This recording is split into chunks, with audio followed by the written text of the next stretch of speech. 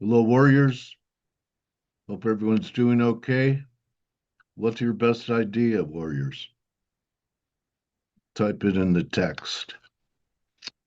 Everyone doing all right? Mike, AJ, Ingmar, Steve, Glenn. Hi, Blake, Ryan, James. How are you doing? K-Man, Bran, John's here. Steve's long gold. He thinks is the best trade. The only one with courage. Where you're wrong, what are you looking for? Okay, that's part of it. Let's take a look around. I Nice want to head and start. shoulder developing in the S&P intraday there, Coach. Okay, well, that number that guy gave me at 6705 was a pretty good number. Very High good. was high was 10. So yeah, I'm short. I've taken partials. Let me see about a head and shoulders. Oh, you mean like this right here that we 640 Yep. breakdown? Okay. This is going to be an important area, 580. That would take it back inside the wedge. I think it's going to happen because now I think you have a five-wave reversal signature. Yesterday it could have still been ABC, but you had this, and now I think this would be a five. Or I saw an Elliotician talking 1-2s. 1-2s are very bearish. So besides the divergence up here and the guy's number, I mean, so here's like if you get a piece of intelligence that from a credible source. I didn't blindly put in an order at '05. I liked the trade because I was going to have divergence and non-confirmation and maybe, a little, 1, 2, 3. And when I did it early, I actually had some at 84. I scaled in, and then the second one was 705 with stops at 740. So I didn't take I still had to line up with your work. So if you hear a good idea from somebody, you still have to um, see it as something you can see, not just take a number blindly. That's a point. So what were the tells? I brought up the tells. Okay, I was talking about crypto not having juice. It's the liquidity factor. You Oh, know, look at Ethereum. It's below, you talk about cryptos. Look at Ethereum below 4,000 or at. yeah, yeah. I was looking for 4,100. I tweeted it last week when we were here. So it's equality right now from this break, Blake. And then so the other tell besides weak crypto was the beach ball VIX. I talked about this last week that the VIX keeps making higher lows with successive higher highs in the S&Ps. And I put out a facetious tweet, higher lows in the VIX, but it probably doesn't mean anything, right? Because that's what when everyone's fully bullish, nothing means anything. So there were tells, is my point. Um, Okay, so that's the S&Ps. Let's get back to talk. Oh, and one other thing, Blake, you brought up that play that Nvidia threw. Yeah. Who'd they throw $10 billion at? Intel. Well, they got this Or can wasn't it Oracle? I can't remember. Oracle. All right. Well, this was a candle on that news. And anytime a market, I don't care what the title is, has a day like this and gives it all back, they gave most of it back the next day, that this was a nice IR stunt. Maybe they were able to sell some officers were able to get some NVIDIA off on that deal. Um, anyway, let's get to the dollar. And, you know, I, I'm flat and I really don't know what to do with any of them right here. I don't feel like I want to buy them, even though I want to sell a rally. Let's start off with Ryan. Uh, I know. Are you still riding Canada, bro? Sure am, mate. that was really that was the one of the best performing currencies from when you were long. You doing anything with euro or cable? Because I think we're finally getting ready to make a new high in euro pound. There, I think we just did it Yeah, we made a new high this almost. week. Yeah, Okay, we haven't taken this out yet. no, not yet. We could be on the way though. This could be the move. I've been huffing and puffing about whether to add a bit at 87.20 on dips. I could have done so about 4 times. Yeah, Didn't bother. yeah. But I'm not going to complain too much because if we get above that July high, then we could be off to the races, which in Euro Sterling style probably means another 30 ticks on top. And maybe we go for a little look at that 88 level. Okay. But that's the next solid level just above there. If you take it back across to 2024 and the like, Okay. Yeah, I see that.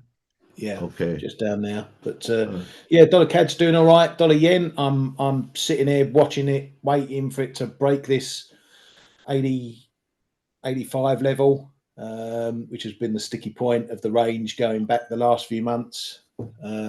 So yeah, this could be another one that kicks on if it gets above this level, and then goes on to knock out that prior high early September. hmm, okay. Cable's still the weak sister. Yeah, I think that's one of the reasons why Euro Sterling is up where it is right now, because this is one of those speed moves where if the dollar's getting bought, cable's getting dumped more than the euro is. Plus risk Um, off, right? That's what I learned from K-Man, that cable is more sensitive to risk off than the euro is, right? yeah, I think at the moment it's more sensitive to the shit show going on in this country. So Okay. if it's UK risk off, then yeah, it's following the course. Okay. Any levels that it needs to hold, or these lows just give way? Yeah, well, Can we get a rally first? yeah. I mean that's a decent low down there. 134. I think that was a pretty big impulsive move. That one. So 134 is going to be the first level in the way on a retest.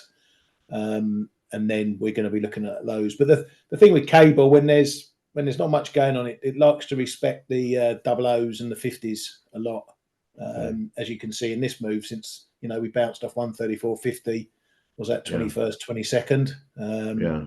and now if we start closing below there, then we're 134 bound, and then Oh, that prior low. let's give away your secret. You make decisions on all your trades off the 15-minute chart. So, so I know it, man. Yeah, you leaked it. You leaked it once, and I didn't forget. So, Yeah, anyway, well, I wouldn't say make my decision. Those are my you perfect make price action charts. They tell me uh, exactly what's going on during the day. okay. Yeah, little divergence in shorter term stuff, more hourly, not confirming this recent low. I certainly I don't think I'd be short down here. Um, Aussie seems to be pretty resilient, in comparison to, some of these other ones. It hasn't made a new low yet. Um, I know guys It's looking for trying to break. 60. It's trying to test the uptrend, isn't it? I mean, it's like a lot of these pairs, they've been in an uptrend all year.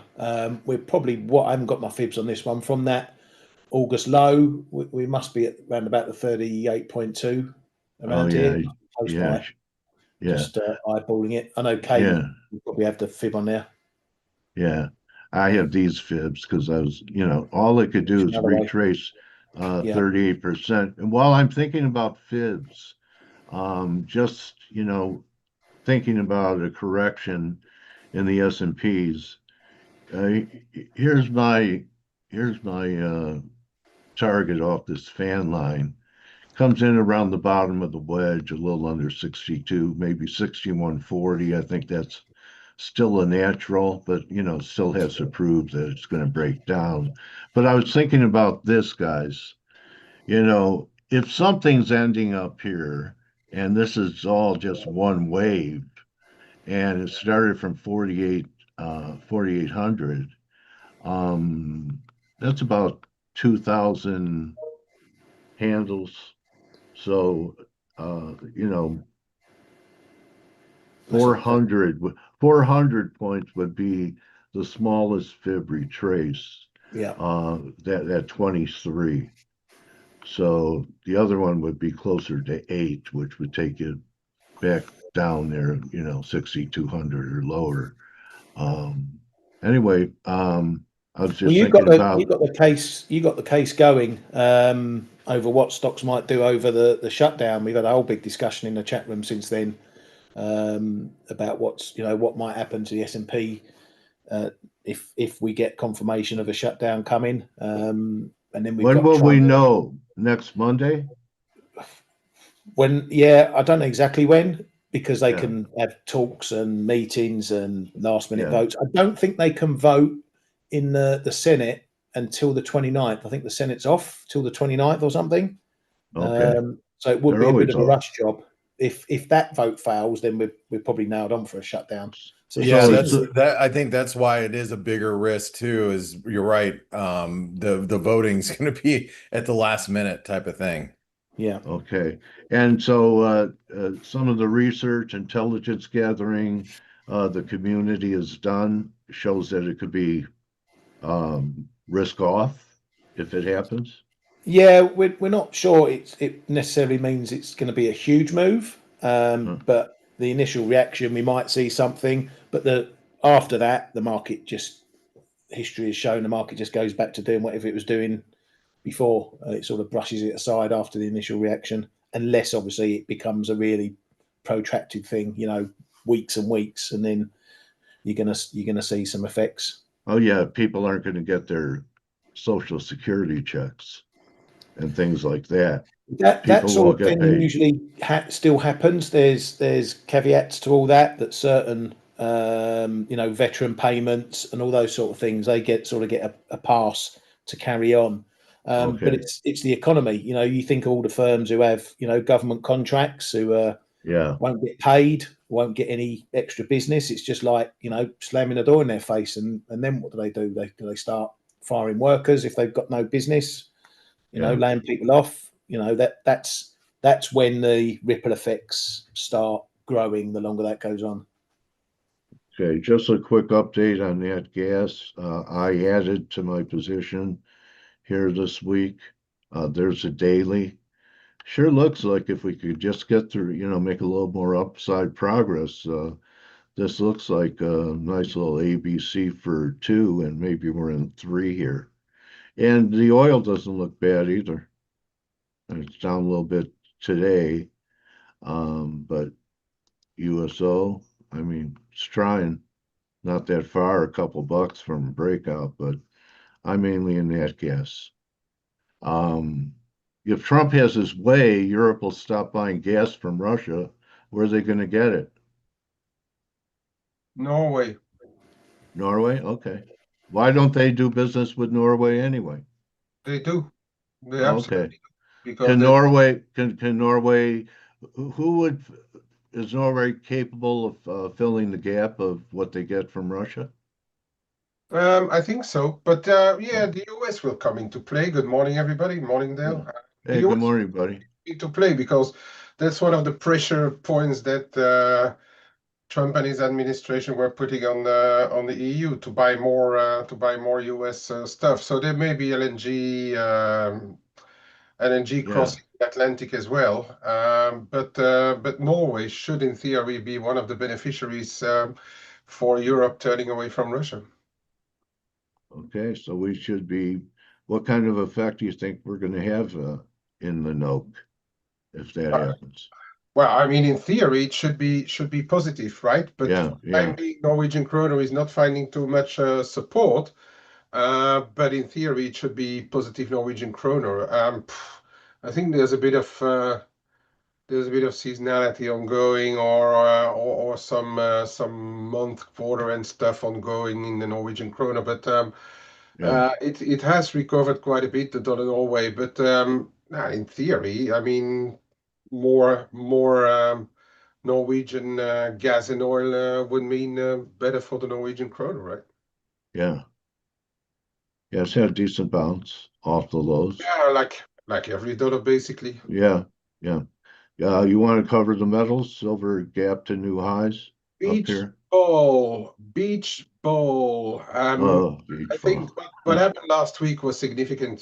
Spoken about it on the flow show as well. I think it actually all happened last week, and then the market was taking a breather, seeing if they can get it cheaper. Doesn't, and then all of a sudden we had like a buck rally this morning, hitting 45 just. Yeah, the next level is 45.40. That's the 88.6 of the 2011-2020 move, but it looks extremely big and in demand still, this one. Gold maybe a little bit less, but all the metals have been climbing again today. But gold does it a bit less because there's maybe less need to stuff gold into drones also. Well, if Greg is right, and so far it doesn't look like it, unless we turn here, he's looking for a turn in the gold silver ratio, which would mean that, silver's blowing its wad Yeah, up here if we get but a turn. mm, Huh? He yeah, says this is a five. yeah, okay, but I I think mean, it was, I if they, asked him if it was finished, and yeah, I yeah, think he said, yeah, that doesn't look finished. But no, it doesn't look. sometimes you get just that one more Mm. jiggle when you think things are finished and they run you over and then they're finished. Yeah, but Ever have that happen? it's not looking at. I mean, it's not looking at that ratio that's going to help you understand what's happening in silver. Really, I mean, people just need it apparently right now, and all of a sudden that. Sorry, that demand can dry up when they won't need it anymore. I think it's a lot less obvious or a lot less clear to clearly chart it if there is physical and all that stuff involved. I mean, it's a lot less obvious to for instance call a top in silver. Where? I mean, is it here? Is it $50? I don't know. They can add another 10% on it in the upcoming week or so, right? So that makes it much more difficult for me, at least, to read um, gold silver ratio, for instance, or to find a correlation between gold silver ratio and the dollar, for instance. I mean, it's very it's very difficult because if you see the dollar is actually doing quite a bit better Yeah, then the a gold week silver and a half ratio. ago, but You're then right. silver is Yeah. absolutely rocketing, and because there is a real reason for it, and people need it, and there is a lack of supply. So that's what makes it difficult to put a correlation onto it, right? With something else right now, because it's just people needing Yeah. it and buying it. Why And why do people need it? sorry, Why do people need it? but I mean, have you seen how many drones are flying in the skies? Yeah, lots of them. There you go. Well, For then drones? there's a part of your answer. Okay, because solar isn't happening anymore. That was a big demand part for Mhm. silver too, wasn't it? Yeah, and people were saying like, okay, EVs are not working too well, so maybe correction, etc., etc. But don't forget that silver is used for warfare as well. Huh? Okay, that's good to know. All right, silver and drones. Um, They okay. look like they look Huh? silver. Do they look like that? Have you seen? They I they look mean, silvery as well. They're usually gray, right? yeah, I mean, I've seen, amateur drones around here. My next door neighbor, that's a Ah, hobby of his, and he takes like pictures and Spider-Man. stuff. Yeah, but yeah, I don't have any of those toys. This is my hobby right here. People go, Dale, what do you have any hobbies? I go, yeah. Let's see, the Euro, Dixie, oil. I guess I should get some new ones, huh? All right, Blake, what are you thinking today Well, with this I shop? think With we this got shop? I think we have a lot of data coming out here in just a few minutes. You were talking Oh, about silver. I know you guys. Well, first of all, I want to just say that K-Man's all over silver. He's been all over it for ages now. And really, really good just staying on the long side of it. I do want to say though, regarding silver, we are at a 261% extension of the last major sell-off that we saw back in August, which, I mean, it's not really. I mean, I guess it was like, end of July, beginning of August. We're at a 261% extension. Doesn't really mean much to me other than, when you're overbought, you reach levels they just end up being more like speed bumps at this point in time. So, I mean, you got that. Stocks, we were just talking about equities. Oops. Cables, by the way, breaking the 78% retracement. You were asking Ryan a little bit earlier where the key level is. That is horizontal support. And if that gives way, we're talking about, especially if the data in the US is a little stronger than expected, we're talking about a move, probably through this 133.75 level. But going back to the S&P, at least our community knows I've been short since FOMC day, and I shorted basically right here, and I plan on being short for the next several weeks, if permitted, the next several weeks, maybe even a little bit longer than that. We're up from a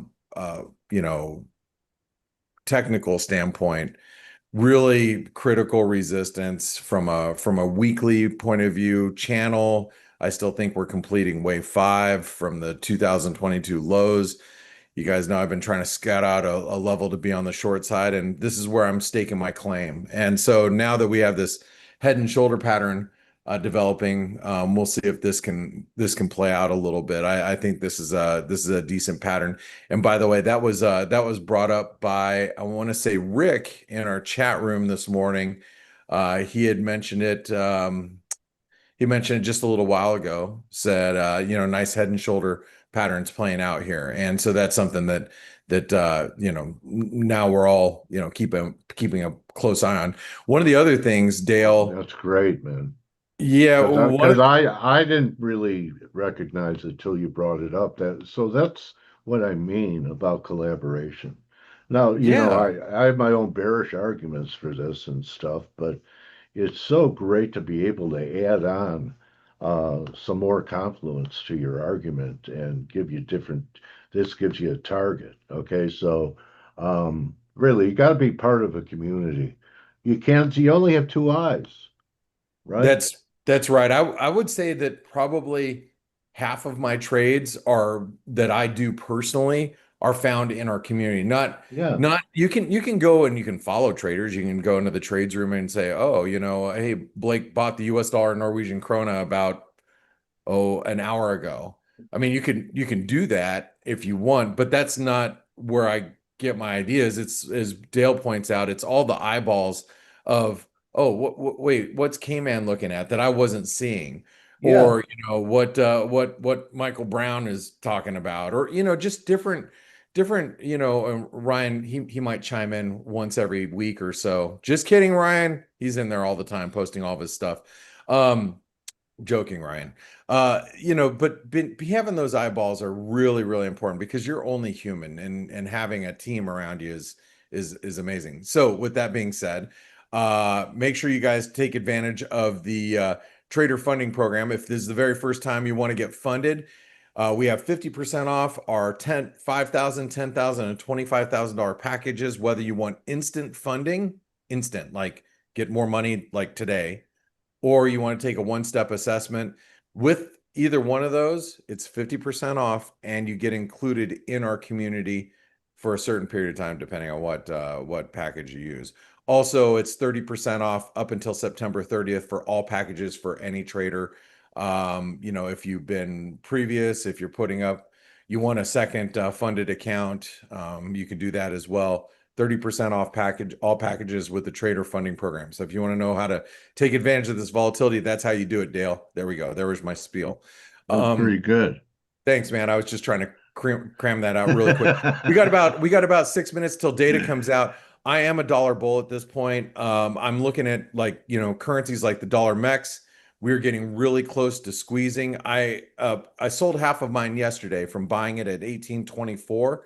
I sold it yesterday at 1845, right in the spike yesterday, right. This is a 4-hour chart. Yeah, right here.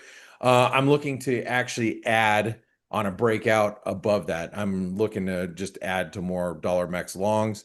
I think the dollar looks squeezable at this point. You look at the Kiwi. It is on major support here. I mean, we're about ready to trade at levels we haven't traded at since April of this year. April of this year. I mean, this is a 6-month trading range, and we're at the lower end of our range, and the dollar hasn't even started really squeezing yet. Think what happens in a risk-off environment with some of these commodity currencies, whether you're talking about, the Kiwi, whether you're talking about the Aussie. This has a bear flag pattern developing. I mean, there's a lot of good setups in the markets right now. All we need is a little bit of clues from the equity markets. And by the way, copper has given us a complete reversal today. If you guys are watching it from its highs that it traded in Asia, it has given up everything. That's become the new widowmaker.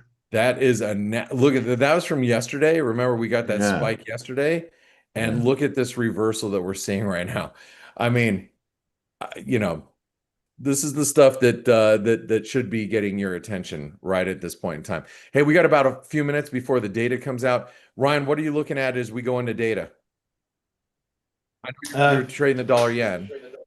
Yeah, the data's, whether we get anything or not out of it, I don't know. Pretty much ignore GDP unless there's a huge variation to it. Durable goods, that's been a bit volatile of late. So keep an eye on the number if it's more consumer goods related rather than the big ticket stuff. And we'll keep obviously half an eye on the jobless claims in case there's any wobbles.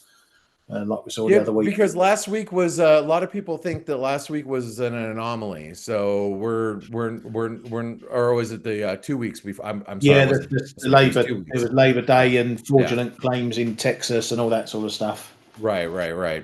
So last week, I'm sorry, I was in Mississippi. So yeah, we did correct that. It wasn't an anomaly, but everybody's going to be keeping an eye. 2 Mississippis.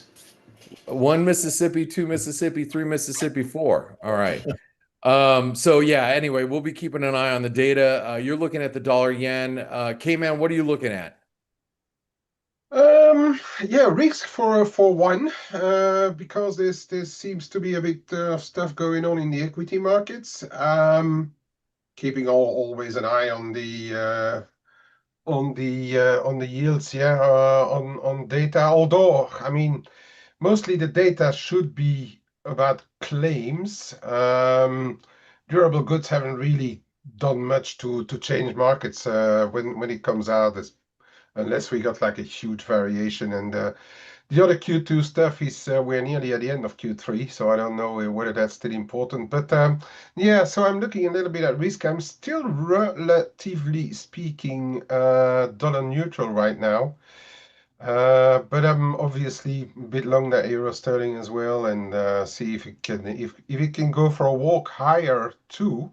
But I do kind of agree that for the time being, it looks like the dollar is a buy on dips, perhaps until tomorrow. And tomorrow will be corporate month end, right? Yeah. Now All we can right. get maybe an extra boost and then see what happens come tomorrow afternoon in Europe around the London fixing time. By the way, copper's at fresh lows. Aussie also at fresh lows on the session, and we are getting really close to just knocking out anybody who's a late long in the Aussie dollar. Just watch this one really carefully. If we start breaking below 65, 75, we're within pips from there. Data is about ready to come out. Let me grab. I'm going to grab these charts over here. Dale, we have just less than a minute. What are you looking at, buddy? I just want to see some follow through in S&Ps, see what kind of week we have there, and I'm watching energy, and I'm looking for shorts in precious metals. All right, me too. I like it, Dale. I like it a lot. All right. Speaking of which, we have the dollar index to the left. Yields what you got to watch is K-Man was just saying we're nudging up against some pretty good resistance in the 10-year. Plus, we have a 7-year auction a little bit later today, and then we have the S&P right to the right. Here we go.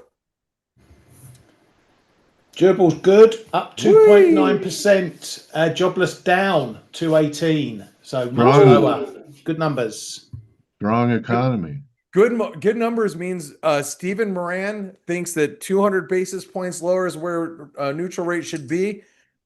He is the only one in the FOMC lean in that direction. FYI. So, because this economy, do we justify, interest rates 2 basis points lower? What do you think, Ryan? Nah. Obviously, the rest of the Fed doesn't feel the same way either. All right, guys, dollar is on a tear, and we are seeing the euro break lower. Dollar yen, I'm not going to jinx it for you. Dollar yen ain't doing anything, Ryan. Not doing a thing. Don't even look at it. Now, keep an eye on that 420 yield, guys, on the 10-year. That's going to negate everything. We're at 417 here. Yep. So, anyway, Yeah, big level. Big level. It was a great easing tightening program that Paul put on the other day, last week. Don't you think? Oh, yeah. We're going to ease rates, but tighten monetary conditions. I think Even that's the GDP, market doing that, huh? Even GDP got marked up to 3.8 from 3.3. Yeah. That's quite sizable for last revision. Metals are coming off with the strong dollar.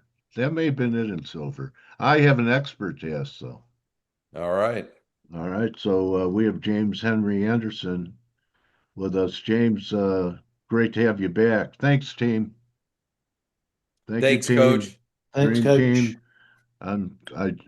Dale, People can you dream hear me? of us. Yeah, I got you, James. How are all you, right. man? Good, man. In the middle of a little drive, so I pulled Oh, over and okay. I'm sitting here on a truck stop, hanging out with you at a Pilot J, I suppose. So I guess that's what I meant. All right. But as long as it's coming in loud and clear, that's what matters. All right. So you can't see anything, can you? Like I can the see. markets? Yeah, I mean, I was just looking at what you guys were looking at, and All obviously right. the open, so I saw a little bit of it. All right. So gold do you think gold has peaked here short term, James?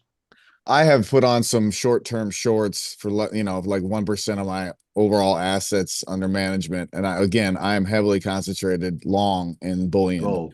Yeah, but I use it as short-term swing trade in my like Roth IRA. So I have just a few shorts on for silver, especially. I mean, it's just done so well.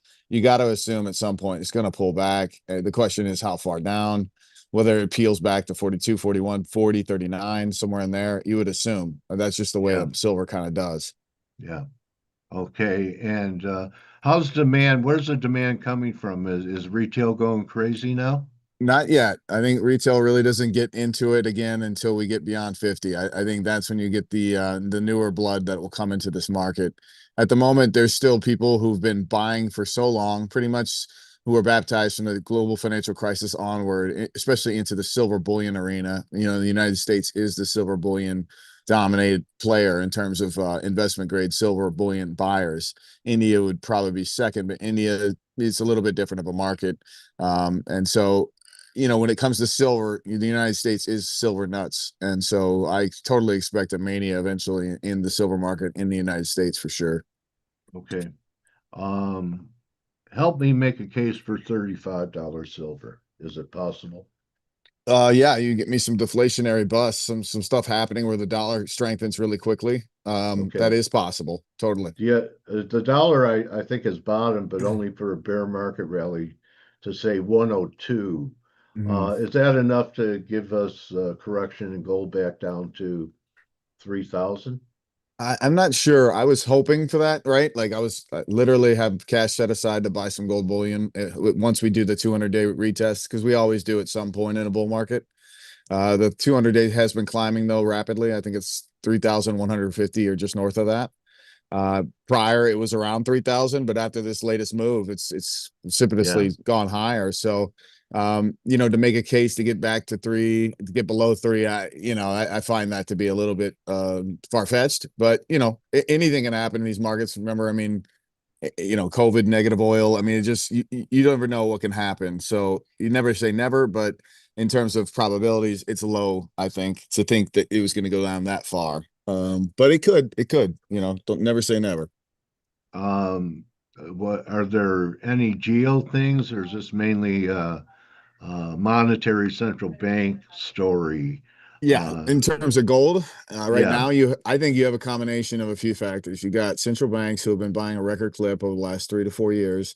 I right. think most people know that. I think you're now seeing headlines last week, 2 headlines where it's like Gunlack came out and the CIO from Morgan Stanley literally saying like, yeah, 25% gold allocation makes sense. And or the CIO from Morgan Stanley's talking about 60-20-20, meaning 60% stocks, Yeah. 20% bonds, 20% gold, or what have you. So the first step is people realizing that, yeah, gold in a pretty large allocation in your portfolio makes total sense as a blast to the other asset classes. And then as time proceeds, eventually they'll be like, yeah, well, gold's done really well, so let's mix it up and get some silver and some platinum in there too.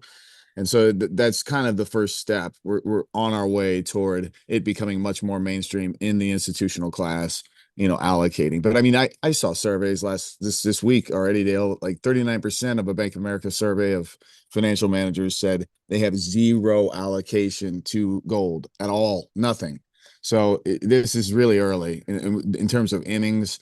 I know the number looks big to people who've been in financial markets a long time, but remember, everything's ridiculously high nominally. The best Yeah. way to measure gold is to start dividing asset classes by it, because it's the money extraordinaire. It is the money that we're going to be going back towards in terms of balancing the scales. And so, divide the S&P 500 over 100 years by gold and look at that chart and tell me that thing's not going to be going down at some point. I mean, to get back to 1-to-1 with the S&P 500 is inevitable, I think. And, you have a S&P at 6,600.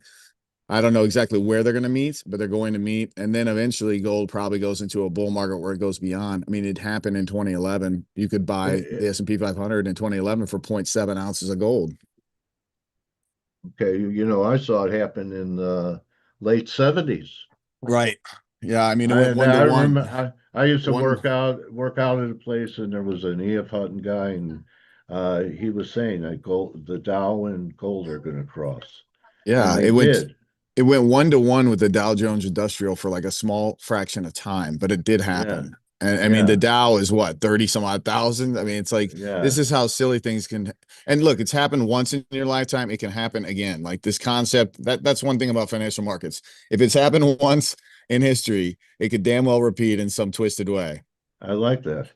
Yeah. All I mean, right. Well, that's you can't get things can't get any more twisted than they are right now, can they?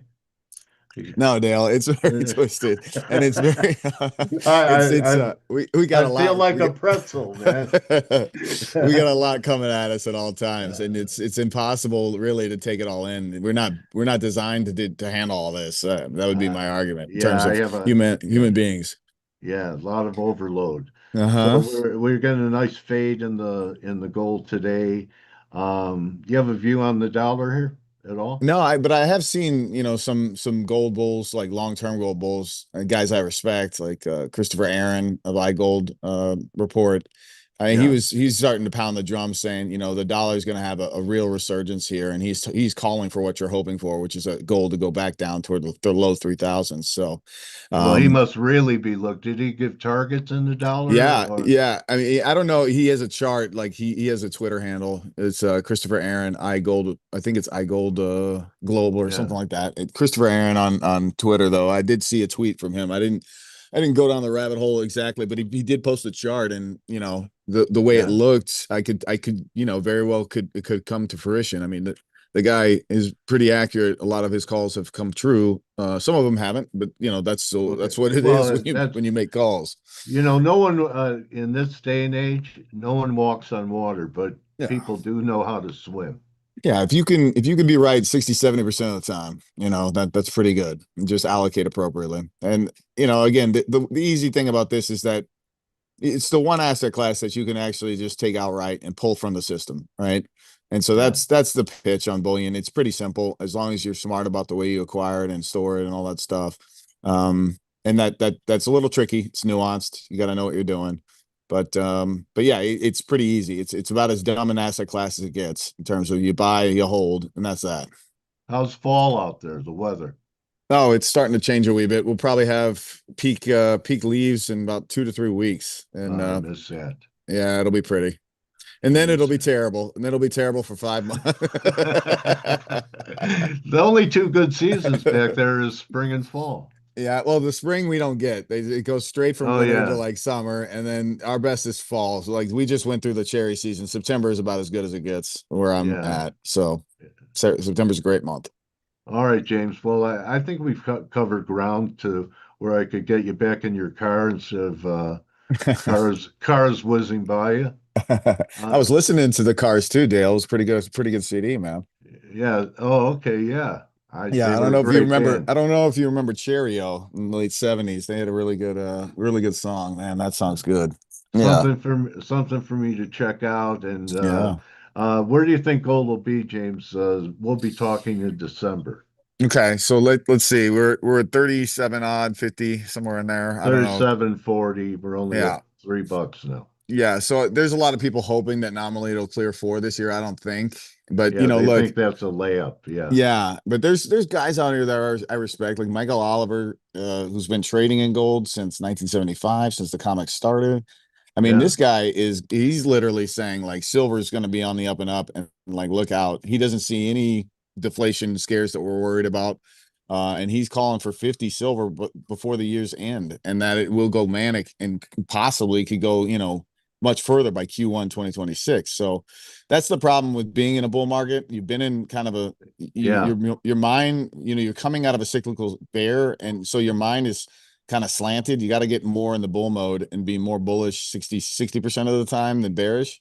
And Yeah. so Well, we've been in that's a bull market for at least yeah. a year now. Oh yeah, for some time now. I mean, right. So like 2015 was the low, 1,050 gold.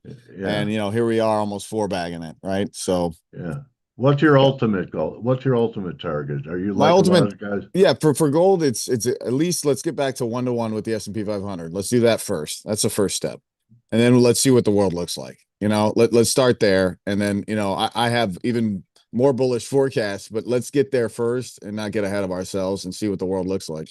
That's a great call to put out publicly now, man. Yeah. Yeah. Because show the other historical examples, how rare hmm it is, hmm and how rare historic this move is going to So it's be. actually that's the one thing it's a misconception. It's recency bias to say it's rare. When you pull out a chart that's 120 years old versus Yeah. gold versus the S&P 500, the historic norm like of the data is 1-to-1.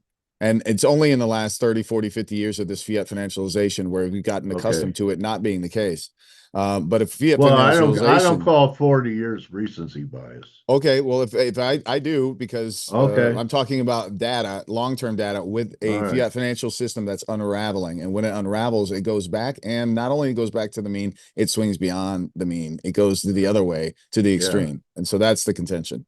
Okay. So in the mid 70s, when I was in LA after moving from Chicago, Mhm. that was normal, or Yeah, that I was, mean, yeah. that was it was normal for a minute, and then it got extreme again, right? It got extreme Okay. to a point where we could almost have gone back on a gold standard. So I'm not telling you that 1980 wasn't a gold bubble. It damn well was. Yeah. But I it's remember it. possible. Yeah, it's possible that we see something akin to that, but on a global scale. But that's like 2030s. I don't think that's Yeah. happening Because anytime we had soon. a 20-year bear market after that. Yeah, 1980 to 2000 was Yeah. garbage. Yeah, so the Yeah. worst. It was the worst left for dead sector you could think of. I remember reading an article by a floor trader on the IMM. They traded gold in Chicago and New York back then. His hmm name was Maury Kravitz, and he was one of the biggest gold brokers on the floor in Chicago. And he wrote an article showing a bull upside down with his feet. And he said it'd be dead for a generation. Yeah, yeah. I mean, this is why I like to hang out with the older guys because I get to hear all these interesting tidbits about what they've been through, and you don't have to learn everything the hard way. You can just learn from the elder guys. Well, I have a few war stories we'll have to talk about one day over a beer. Yeah, it would be great, Dale. It's It always fun would be, talking with man. you. Yeah. All right, well, James, good fortune, good health to you and your family and your Mhm. clients, and thanks for keeping us informed and having even a longer term view than me. That 40 years is still recency bias. That's a good one. I'm still wrapping my mind around that one. But you've been right. You've been Well, right all the yeah. way up, man. I appreciate it. You never wavered, and then you also come up with the seasonal times where there could be corrections in the Yeah. market, so people Yeah. could hold off and get better levels. Yeah, yeah, you don't want to be delusionally bullish and or delusionally bearish. You got to kind of stay a little bit balanced. But I appreciate it. Those out there that are listening, if they want to check out any of my work, just Yeah, go to SD Bullion YouTube channel. I do an update once a week. It's a free video, and it's basically a stripped down version of what happened during the week, about 15 to 20 minutes, just highlights that are really related to silver and gold and platinum. That's mainly what I do for SD Bullion on their behalf. yeah. So he's here's his channel. Mhm. Thank you, Dale. It was There, really good to be with you. And I'm gonna drive there on it is. off, take off to Pittsburgh, Pennsylvania. I'm gonna get to play Oakmont today. How exciting! Look at these views. Oh yeah, yeah, Million 540,000. yeah. We got some good Uh, videos. really nice videos. Yeah. Yeah, you know what? You ought to look into inviting that guy Dale Pinkert Dale, to do a video. what I'm Uh, gonna do is I'm actually gonna start making a channel for my personal YouTube, and I'm gonna get out and start interviewing people. So you're oh, definitely on the top. You're you'll on the be list. good. Yeah, yeah, I you're think on the you're a list. natural. I think Oh you're a well, natural. Who yeah. better to ask the questions than has been asked the questions? Right, It would be bro? it would be a lot of fun. All right, buddy.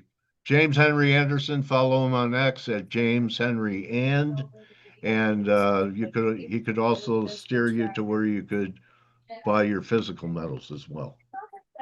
Okay, so that's a wrap. Good hunting the rest of the day, everybody. See everyone tomorrow. We'll wrap up TGIF. Don't just count your bars and coins and anything else that you're a greedy miser with. Count your blessings, and I'll see everyone tomorrow. God bless, I Dale. just have God bless you too, bro. I just have to call it like I see it, man. No, that's correct, man. All right. So everyone have a great day. Okay, Mandy's laughing. All Yeah. right. So